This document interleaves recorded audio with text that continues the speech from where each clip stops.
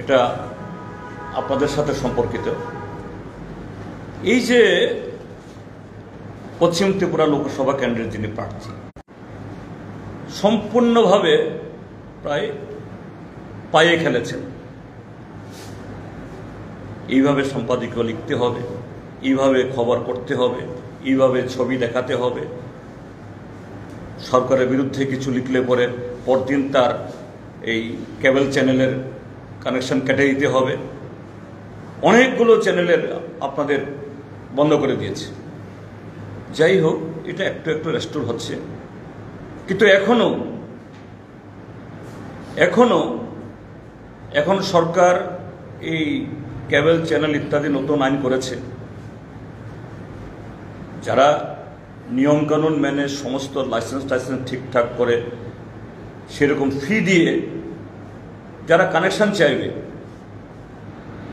যারা এই service provider, কি নাম জানি এখন হয়েছে সার্ভিস প্রোভাইডার, ঠিক এই নামগুলি খুব বিখ্যাত নাম, হাতওয়ে না কি জানি, হ্যাঁ হাতওয়ে আর কি জানি আছে।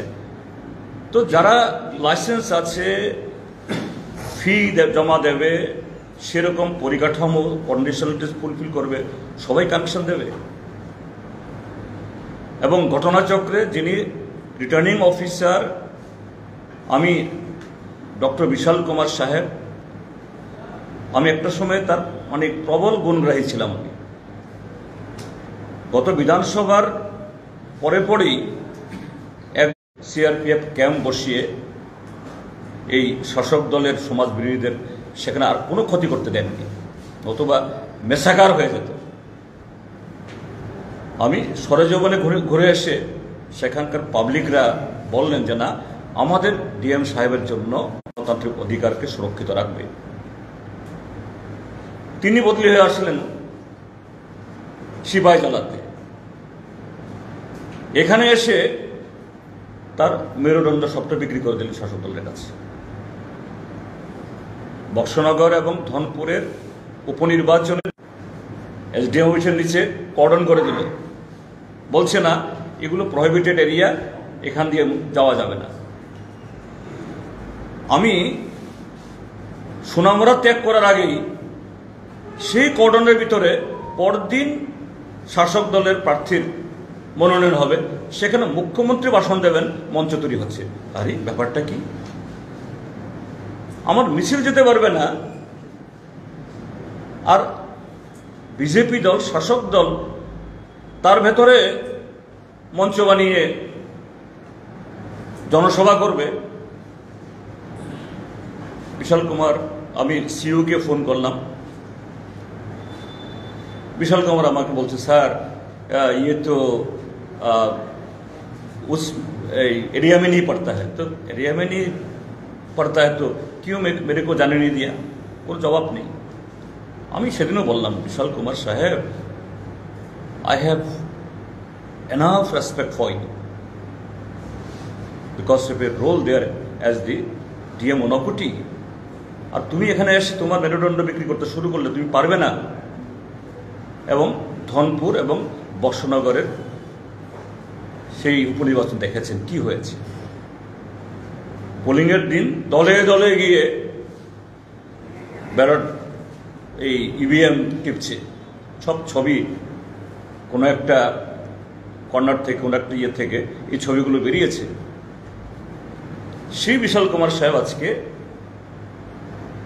Returning officer. সেদিন 5 জনের বেশি যেতে পারে না নমিনেশনে, 30 জনের উপরে বিজেপির নেতা কর্মীরা গেছেন। তার সাথে হলো 2 মুখ্যমন্ত্রীর সমস্ত সিকিউরিটি গিয়ে ঢুকেছেন। অর্থাৎ মুখ্যমন্ত্রীরা ডিএম এর চেম্বারের ভেতরেও নিরাপদ বোধ করেন না, জ্যাট ক্যাটাগরি।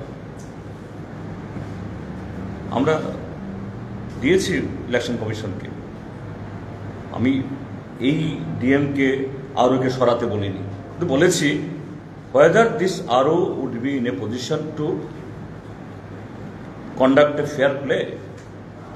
এবং এই ক্ষেত্রে আমি বলছি যে কথাটা বললাম, এই যে কেবল চ্যানেল, এখনো কয়েকটা কেবল চ্যানেলের কানেকশন দেওয়া হয়নি। আরওর কাছে যখন গেছেন, ডিএম এর কাছে বলছেন না চাপ আছে দেওয়া যাবে না। আরে how can an officer say like this? চাপ আছে, তুমি কালেক্টর, প্রাইম মিনিস্টারের অফিসের সামনে, রাষ্ট্রপতির অফিসের সামনে, মুখ্যমন্ত্রীর অফিস বা সেক্রেটারিয়েটের সামনে, ডিএম অফিসের সামনে, এসডিএম অফিসের সামনে এবং বিচারালয়ের সামনে জাতীয় পতাকা ওড়ে। Because the office of the collector is not just an office, it is an institution. Doctor Vishal Kumar যখন ওই পদে থাকেন না, বাইরে যান, তিনি ব্যক্তি, but while you are holding the chair, sitting on the chair, you are custodian of a institution. তিনি বলে দিচ্ছেন কোনো কোনো চ্যানেলকে যে না এসে তো आप बोलिए लेकिन आपका ऊपर से कुछ चाप है।